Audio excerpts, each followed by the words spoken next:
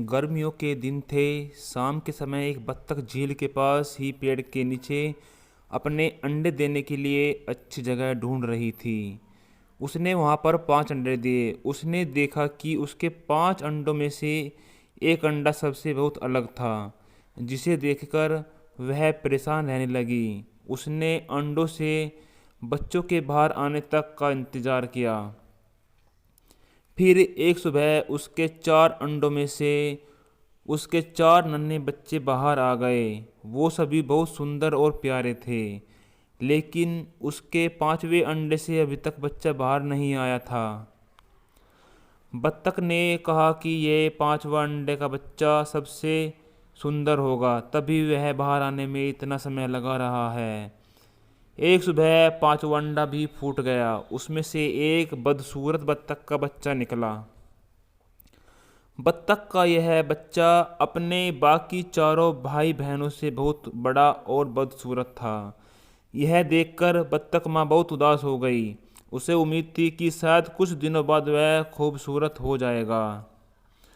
कई दिन बीत जाने के बाद भी वह बत्तख बदसूरत ही रहा। बदसूरत होने की वजह से उसके सारे बहन भाई उसका मजाक भी उड़ाते थे और उसको कोई भी अपने साथ खेलने नहीं देता था। वह बदसूरत बत्तख का बच्चा बहुत उदास रहने लगा। एक दिन झील में अपनी परछाई देखते हुए वह बदसूरत बत्तख का बच्चा सोचने लगा कि अगर उसने अपने परिवार को छोड़ दिया तो वो सारे बहुत खुश हो जाएंगे। वह किसी दूसरे जंगल में चला जाएगा। यही सोचकर वह किसी घने जंगल में चला गया। जल्द ही सर्दियों के दिन भी आ गए। हर तरफ बर्फ की बारिश हो रही थी। बदसूरत बत्तख के बच्चे को ठंड लग रही थी। उसके पास खाने पीने के लिए कुछ भी नहीं था। वहाँ से एक बत्तख के परिवार के पास गया। उन्होंने उसे भगा दिया। फिर वो एक मुर्गी के घर गया। मुर्गे ने भी उसे चोंच मारकर भगा दिया। उसी रास्ते में उसे एक कुत्ते ने देखा, लेकिन कुत्ता भी उसे छोड़कर चला गया। बदसूरत बत्तख उदास मन में सोचने लगा कि वह इतना बदसूरत है कि कुत्ता भी उसे नहीं खाना चाहता। उदास होकर वह बदसूरत बत्तख का बच्चा फिर जंगल जाने लगा। रास्ते में उसे एक किसान दिखाई दिया। वह किसान उस बदसूरत बत्तख को अपने घर ले गया। वहाँ पर उसे एक बिल्ली परेशान करने लगी, तो वह वहाँ से भी भाग गया और फिर से जंगल में रहने लगा। कुछ ही दिनों में बसंत का मौसम आ गया। वह बदसूरत बत्तख भी बड़ा हो गया था। एक दिन वह नदी के किनारे टहल रहा था।